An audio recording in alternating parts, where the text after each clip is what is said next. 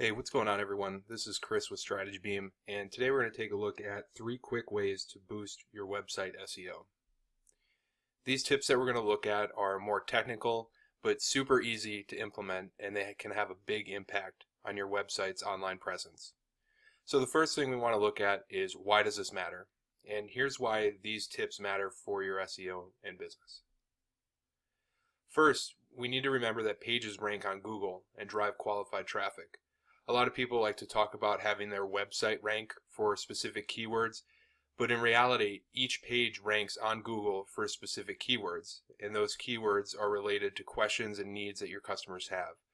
We've talked about that in previous videos. I'll leave a link in the description below, but it's just important to remember that pages rank, websites don't. And the second part is we want to optimize content for Google crawlers. This means that we want to make it as easy as possible for Google to understand our content and align the content that we have with the questions and needs of our customers as they search online with their search queries.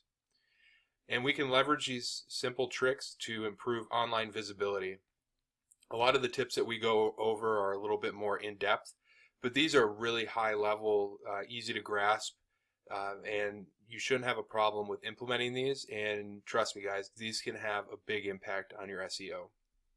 So the first tip is to put keywords in the page URL. This helps Google know your content. The first part of this is you always want to focus on one keyword per page. So if you're doing travel luggage, your keyword might be best travel luggage. And you should optimize based on the needs of your customers and the content that you have on the page for best travel luggage, and 2 or 3 other keywords as well as some LSI in there. And the best way to do this from a technical standpoint is to put that keyword in the page URL. You always want to use the primary keyword in your URL, so not a secondary or an LSI. This is really the keyword that you want to have appear in Google SERPs, which we'll look at in a second how that shows up, but also the keyword that you want Google to know that page for. And it's a little bit more tedious or technical, but I always like to put hyphens between my words. So best travel luggage, best hyphen travel hyphen luggage. Some people used to put underscores, but that's really old school, and you should be putting hyphens. Just the best case scenario, there's really no argument against that. And this is an example of using the keyword in the URL. We could see this website as travelandleisure.com, and then in Google I typed in best lightweight luggage, and this comes up with that keyword, the primary keyword that Travel and Leisure wants to rank for, best hyphen lightweight hyphen luggage. So this is how optimizing your URL for your primary keyword will look, and this will look a little bit different for your website, but the overall syntax of how this looks will be the same. The second part we want to look at is optimizing metadata. A lot of people like to overlook metadata because they want to focus more on keywords or content. Content's king, all that baloney. But when it comes down to it, you need to optimize content for people and optimize for robots as well. And optimizing metadata is a very important part of that. So let's dive in and take a look at the second point. So metadata includes the meta title and meta description. We'll go over an example and see how that looks in Google SERPs in just a minute. But in the past, these were both very, very important. Meta descriptions have kind of lost their power over time, and they're more of just a user experience. So when people are looking on the search engine results page to understand what that content is before they click. But meta titles are still very important for SEO. And also one thing to note is meta descriptions have increased in length to about 240 characters.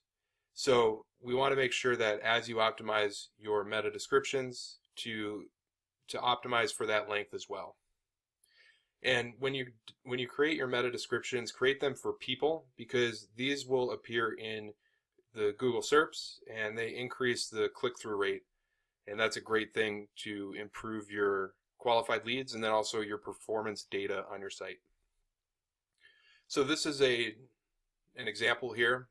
The meta title is the topmost part that says the best lightweight luggage for traveling, and then space, pipe, space, travel, leisure. So that's just a format that I always like to use as well with my meta titles. Is I'll always have the page description, and then I'll have a space, pipe, then a main keyword, then space, pipe, space, my company name. And that just helps to make sure that people know that what they're looking for you have on your site. Then also it keeps branding consistent because it has your name in it as well. And then the other part of the metadata is the meta description, which you could see underneath that URL. The anticipating a vacation as part of the fun, etc., etc. That's all part of the meta description.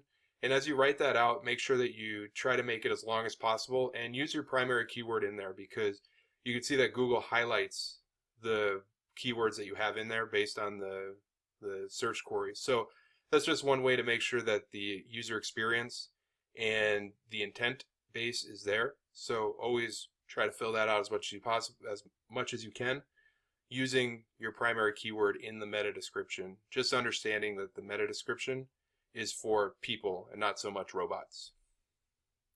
And then the third part of the easy SEO tricks that you can use to optimize your website is to optimize images. A lot of people overlook this part, but images are one of the strongest ways that you can increase your technical and people SEO optimization. So search engines do look at images. The only thing is they don't look at images the same way that we do. We look at images as visible pieces of art, whereas search engines currently look at images through the alt tags and file names. So this means that you want to optimize file names and alt tags. And the best way to do this is to use keywords and LSI keywords in the file name for your images using hyphens in between words. And then also try to keep your file name and alt tag similar. So for example, I would use best travel luggage, business travel luggage, best lightweight travel luggage, etc., etc. And unlike content on web pages, you really don't have to worry about keyword stuffing these, because Google doesn't tend to penalize you for doing that.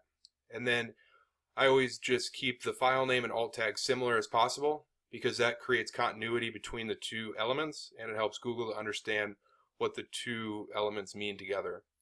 And just like the other pieces with the URLs, we always want to use hyphens in between words. So this is an example of the image that we could see on the left-hand side. And then when you open up the HTML, you can see down there at the bottom that it has the name of the air luggage. So this is an e-commerce site, and a lot of e-commerce sites tend to have weaker alt tags just because they have so many products that they don't want to sit there and over-optimize the alt tags as is. But for your site, I would recommend that each page have about 2 to 3 images, and each image be optimized with alt tags as well as meta descriptions and things like that. So, and the file names, because that's going to really help you stand out. So there you have it, guys. Those are 3 really easy SEO tips that you can take advantage of today to increase your online rankings. These are not really advanced tactics, but it's really the small details that can really help you to rank your site and rank specific pages based on the needs of your customers. So if you could leave a like, comment, and subscribe below, it really helps us out. And also share with your friends, because that helps us out too. We'll leave some links and additional information in the descriptions below. But go ahead and check those out. And until we see you next time, thanks a lot for your time, and we'll see you soon. Bye.